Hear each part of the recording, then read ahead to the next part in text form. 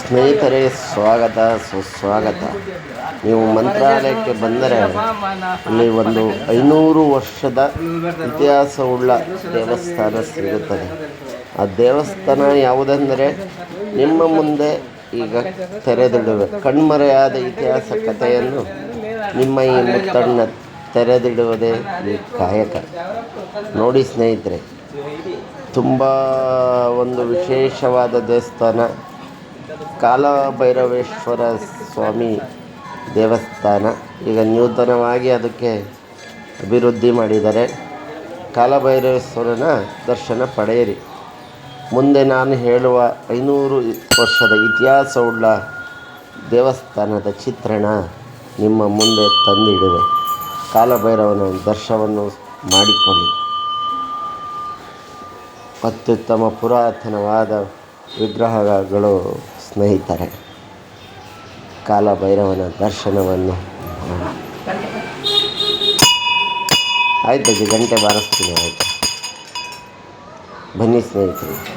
ಅಜ್ಜಿ ಅವರು ಮನೆ ತಂದವರು ಪೂಜೆ ಮಾಡೋರು ಮಾಡ್ತಾರೆ. ಮಂತ್ರಾಲಯಕ್ಕೆ ಬಂದರೆ ರಾಮಲಿಂಗೇಶ್ವರ ಸ್ವಾಮಿ ದೇವಸ್ಥಾನ ಪಕ್ಕ ಇದಿದೆ. ಬನ್ನಿ ಸ್ನೇಹಿತರು, ಹೊರಗಡೆ ಹೋಗ್ತೀನಿ.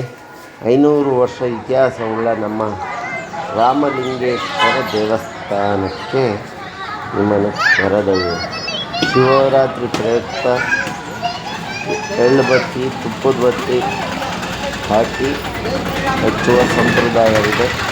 ನಾಗಕಲ್ಲಿದೆ, ದೊಡ್ಡದಿದೆ, ಚಿಕ್ಕದಿದೆ, ಸಣ್ಣದಿದೆ.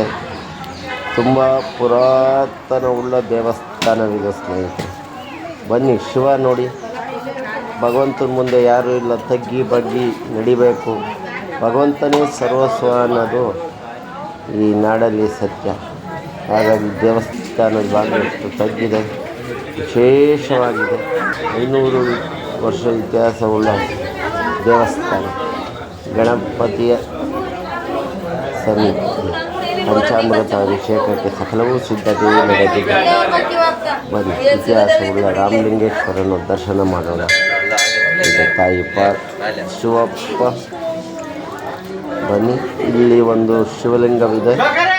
ಎಲ್ಲರೂ ಮುಟ್ಟಿ ಹಣೆ ಹಚ್ಚಿ ಅಭಿಷೇಕ ಮಾಡ್ಬೋದು. ತುಂಬ ಇತಿಹಾಸವುಳ್ಳ ದೇವಸ್ಥಾನ. ಸರ್ವರಿಗೂ ನಮ್ಮ ಕರ್ನಾಟಕದ ರಂಭಾಪುರಿ ಜಗದ್ಗುರುಗಳು, ಉಜ್ಜಯಿನಿ ಜಗದ್ಗುರುಗಳು, ಕೇದಾರನಾಥ ಜಗದ್ಗುರುಗಳು, ಶ್ರೀಶೈಲ ಜಗದ್ಗುರುಗಳು, ಕನ್ಯಾಗಿ. ಬನ್ನಿ ಸ್ನೇಹಿತರೆ, ಚಿಕ್ಕ ಮಕ್ಕಳು ಸೇವೆ ಮಾಡ್ತಾಯಿದ್ದಾರೆ.